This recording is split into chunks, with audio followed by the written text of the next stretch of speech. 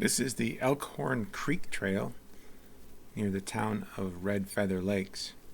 As usual, COTREX is in gray, overlaid on the OpenStreetMap tiles. I'll highlight the COTREX trail in question to bring it to your attention more readily. Now you can see that there's a discrepancy here, and that is about 400 feet, so not inconsequential.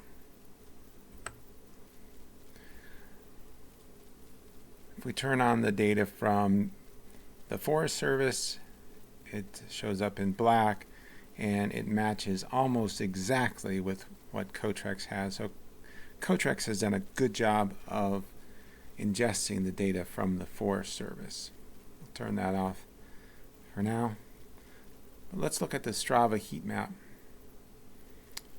You can see the vast majority of Strava users are traveling on the location depicted by OpenStreetMap, and only one partway kind of attempted to travel on the location depicted by COTREX and by the Forest Service.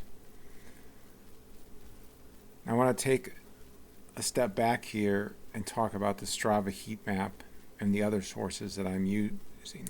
I've gotten some pushback from some land managers that they can't use the Strava Heatmap.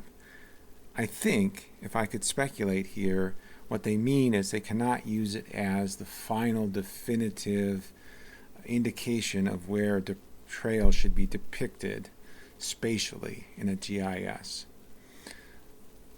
And I wouldn't expect them to.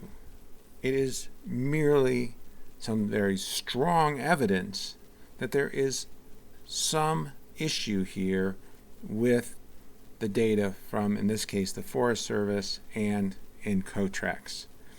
I mean, how likely is it that nobody or only one person attempted to take the official trail and everyone else took this other trail?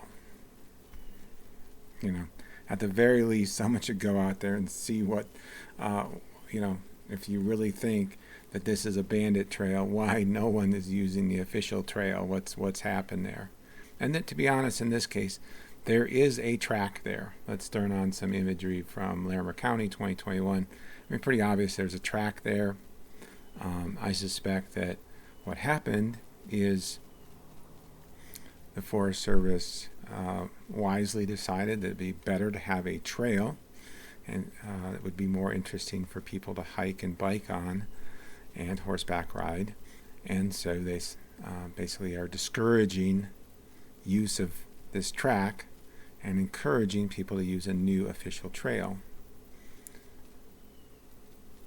Now, I said it may involve some field work, but also, and if you're with any of these agencies and you know this, whenever there's a new official trail or a rerouting of an official trail, tons of research and studies and sign-offs take place.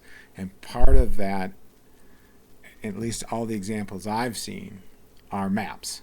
So somebody has already created the GIS data for these new trails or these rerouted trails. So, that would be another source, and I think you could consider it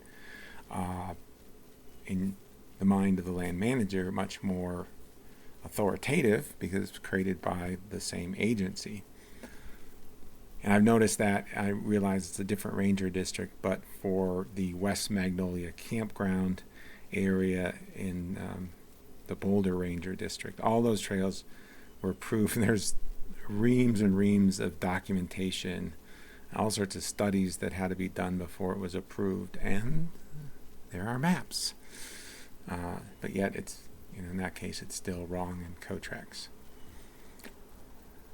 Just turn off the Strava Heatmap. If you pan up and down the length of this trail, the discrepancies continue back and forth for pretty much the whole length. So I'm only going to have one video on the Elkhorn Trail, but it should be reviewed in its entire length here.